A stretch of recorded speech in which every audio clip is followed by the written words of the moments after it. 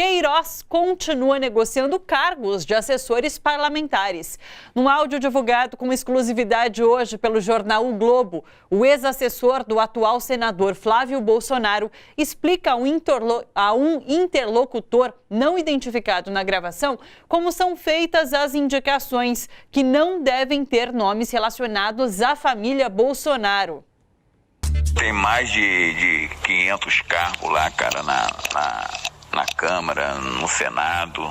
Pode indicar para qualquer comissão alguma coisa, sem vincular a eles em nada. 20 continhos pra gente caía bem pra caralho mesmo. Caía bem pra caralho, entendeu? Não precisa vincular ao nome. Chega lá e, cara, o gabinete do Flávio faz fila de deputados e de senadores lá, pessoal para conversar com ele. Faz fila. É só chegar, meu irmão, nomeia fulano aí pra trabalhar contigo aí. Saláriozinho bom desse aí, cara. Pra gente que é pai de família, puta que pariu, cai igual uma uva. Fabrício Queiroz é investigado pelo Ministério Público por suspeita de participação no esquema conhecido como rachadinha, no qual o contratado tem que devolver parte do salário. A jornalista Juliana Dalpiva, autora da reportagem, explicou pelas redes sociais que esse áudio não integra a investigação do Ministério Público do caso Queiroz. De acordo com Juliana, o material foi entregue por uma fonte mantida em sigilo.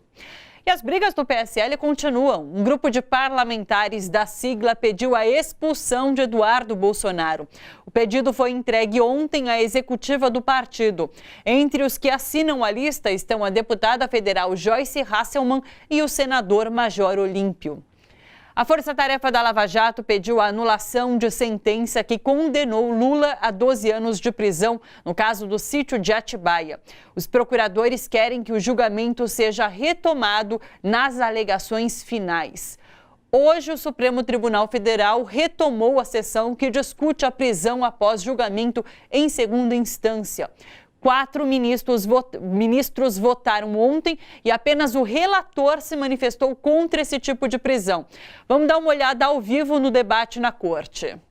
Os corpos, a relatoria do ministro Teori Zavascki, relembro, explora a primazia do duplo grau de jurisdição como vetor hermenêutico e ainda o alcance do princípio da presunção de inocência em jurisdições alienígenas, bem como a existência no ordenamento pátrio de mecanismos processuais passíveis de serem... Quem anuncia o voto agora é a ministra Rosa Weber. Durante o Bom para Todos de hoje, a gente continua acompanhando esse julgamento e traz uma análise no final do programa. Então, aguarda que a gente traz todas as informações.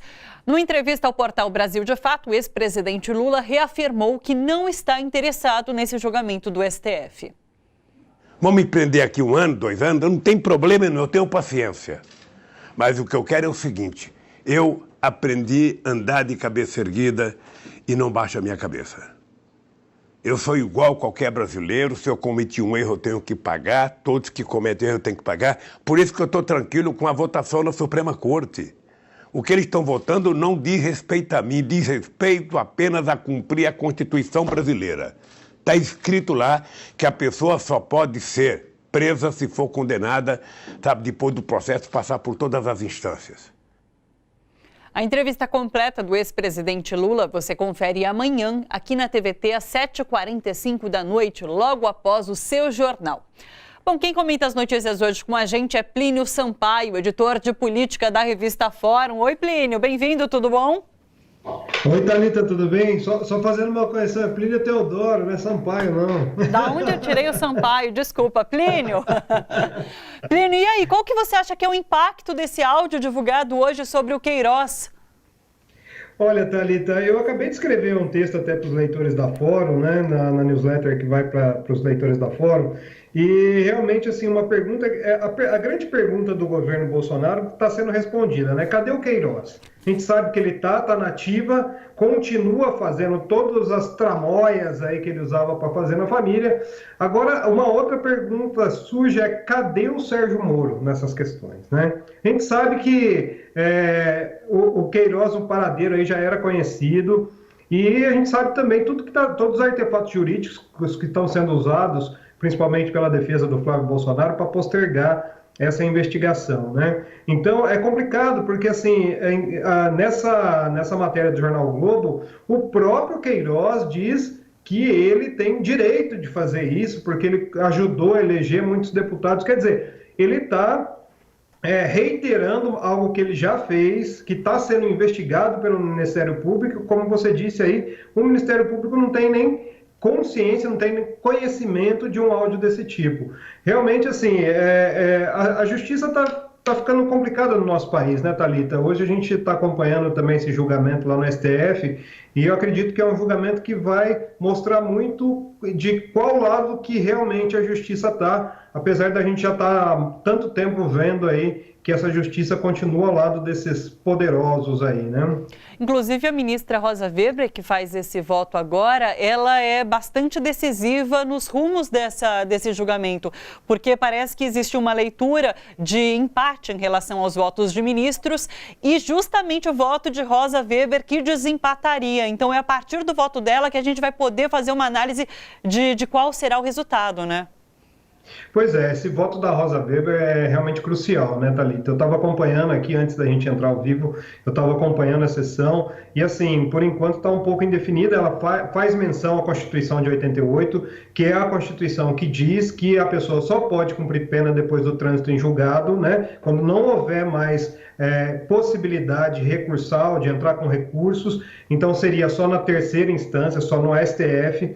E só que, ao mesmo tempo, ela passa a mão na cabeça do Barroso, que ontem teve um voto horrível, né? Inclusive manipulando dados, que foi, hoje a gente colocou até uma matéria na Fórum, que foi criticada inclusive pelo diretor do Human Rights aqui no Brasil, que foi um voto totalmente manipulado. E a Rosa fez toda uma encenação ali, pró-voto do Barroso, né? Então, eu acredito que o julgamento se decide com esse voto da Rosa, viu, Thalita? Legal, vamos continuar acompanhando. Agora, Plínio, o site da revista Fórum traz bastante destaque para o desastre ali no Nordeste, com óleo chegando às praias.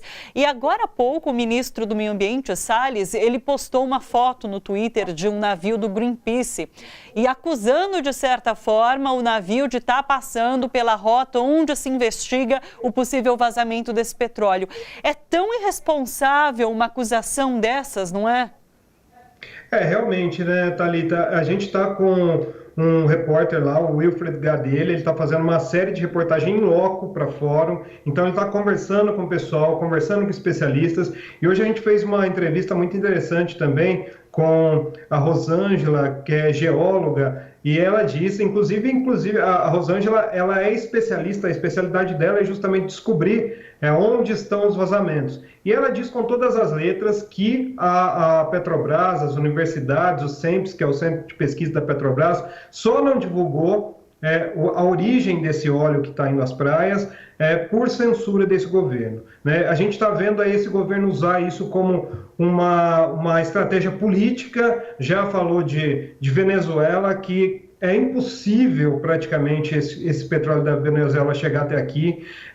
Agora está acusando o Greenpeace, sendo que os fatos, né, Thalita, são deixados de lado. A gente viu aí barris de petróleo da Shell chegando às praias e ninguém fala nada. Esse ministro que está aí, a gente sabe muito bem a índole dele, né? Ele, em visita aos Estados Unidos, inclusive, ele teve com a própria Shell, né? Então a ideia, todo esse plano, né, todo esse processo de golpe que começou lá um pouco antes de 2016, mas foi conduzido em grande parte pela Lava Jato, né, pelo senhor Sérgio Moro, que está aí, um dos grandes motivos de se colocar o Lula na cadeia, de se afastar a Dilma, foi justamente a questão do petróleo aqui, né? E a gente vê que isso está sendo conduzido de uma forma criminosa, como um crime de lesa-pátria mesmo, por esse ministro e por esse governo que está aí, justamente para atender os interesses dessas grandes petrolíferas, assim, criminalizando, né,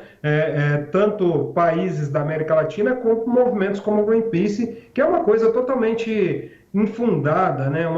É um delírio praticamente, né, Thalita? Sim. E Plínio, há também depoimentos de voluntários que atuaram na limpeza ali das praias, de que militares chegaram e inclusive tiraram essas pessoas, esses voluntários, para poder parecer que eles que tinham feito toda aquela limpeza?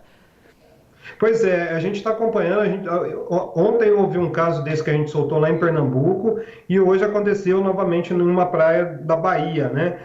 O que acontece é que os voluntários estão chegando muito cedo, inclusive muitos deles, Thalita, estão com problema de intoxicação já pelo petróleo, né, que é altamente tóxico, e depois de um certo tempo, ontem era 10h30 da manhã, os voluntários já estavam na praia fazendo a limpeza, chegou o exército com a imprensa, né, com fotógrafos, com câmeras, e quiseram tirar ali os voluntários para que isso aparecesse, só eles limpando a praia.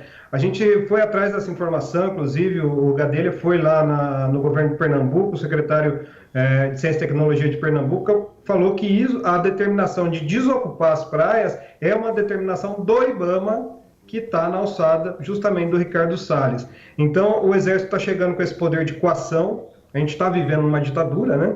Então, essa coação aos voluntários, tirando justamente para fazer esse marketing pró-governo que a gente vê que está numa completa inação em relação a esse caso, né, Thalita? Sim. Inclusive, eu convido aí o pessoal da TVT a visitar essa série de matérias que a gente está fazendo na Fórum, que é um financiamento coletivo, e a ideia é a gente fazer um documentário, ao final, mostrando toda isso que está acontecendo, esse desastre ecológico que está acontecendo no Nordeste brasileiro, né? Maravilha, uma cobertura bem interessante, bem completa realmente. É só entrar lá no site da revista Fórum.